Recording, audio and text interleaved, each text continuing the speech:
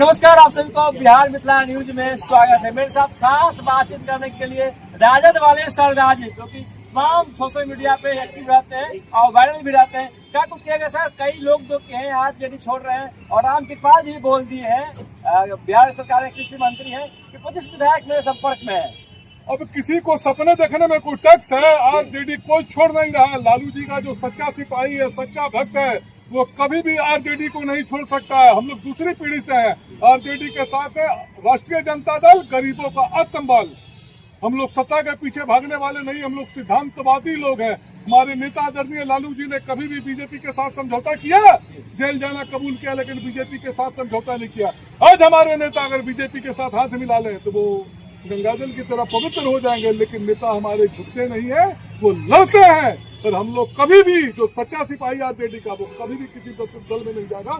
हम लोग लालू जी के सिपाही हैं, तेजस्वी जी के सिपाही हैं। सर, राष्ट्रीय जनता दल के कार्यकारिणी के सदस्य बनाए जाने पर तेजस्वी यादव पर विपक्ष लगातार आरोप लगा रही है। सर, अब विपक्ष को तो कुछ बोलना है। बिहार की राजनीति जो है वो लालू जी से, तेजस्वी जी से शुरू होती है, लालू जी तेजस्वी जी पर खत्म होती है। अब इनके दिवंगत हो गए हैं माननीय सुशील मोदी जी, वो तो लालू जी ने ये किया, लालू जी ने वो किया, वो अपना विकास नहीं कभी बताते थे। वो लालू जी की लालू चालीसा ही पढ़ते रहते थे, उसी पर जीवन भर अपना राजनीतिक जो गद्दारी जो पार कर गए। विपक्ष के पास मुद्दा क्या है? 2005 से 2026 आज हो गया, 21 साल से आप रेगुलर सत्ता में है। जो 2000 में जो बच्चा जो पैदा हुआ होगा, शादी के लायक हो गया होगा। अरे आपने 26 साल में कितना उद्योग लगाया, इसके बारे में आप बताएं। आपने 26 साल में क्या विकास किया, 21 साल में आपने क्या विकास किया, इसका बात बताएं। तो लालू जी ये किया, लालू जी वो किया, लालू जी ऐसे किया, लालू जी वैसे किया, बस इसी पर इन लोग की राजनीति आधारित है। अरे आपने कितना उद्योग लगाया? बिहार के लड़के जो है पंजाब में जाते हैं, गुजरात में जाते हैं, महाराष्ट्र में जाते हैं, हरियाणा में जाते हैं, तो 10,000 5,000 की नौकरी करने के लिए जा रहे हैं। और माननीय मुख्यमंत्री श्री नीतीश कुमार जी, आपने कितने यहाँ फैक्ट्रियां लगाई, कितने लोगों को उसका रोजगार दिया, किसका ना आंकड़ा दीजिए। नीतीश कुमार जी का बड़े पत्र छाया है, 1 करोड़ लोगों को नौकरी और रोजगार मिलेगी। सर, कब मिलेगी? कब मिलेगी? 30 फरवरी को। कब देंगे 1 करोड़ लोगों को रोजगार? हमारे माननीय नेता तेजस्वी यादव जी ने कहा था, मैं 10 लाख लोगों को, जिस दिन मैं सीएम बनूंगा, मैं अपनी कलम से पहला ऑर्डर करूंगा, 10 लाख लोगों को सरकारी नौकरी दूंगा। तो माननीय नीतीश कुमार जी कहते थे अपना बाबू के यहाँ से पैसा लावेगा। कहाँ से पैसा लावेगा तेजस्वी, इतना लोगों को नौकरी देगा? ये कॉपी पेस्ट करते हैं लोग, एनडीए वाले। तेजस्वी जी ने कहा मैं 200 यूनिट बिजली फ्री दूंगा, इन्होंने 125 यूनिट उसको बिजली फ्री कर दिया।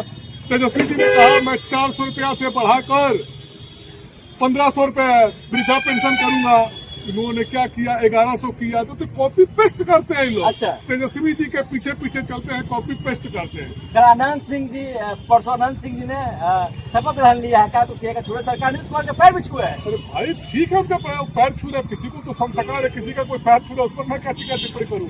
विधायक हो गए तो उनको शपथ नहीं दी, शपथ उन्होंने ली, उस पर मैं क्या टीका टिप्पणी कर सकता हूँ?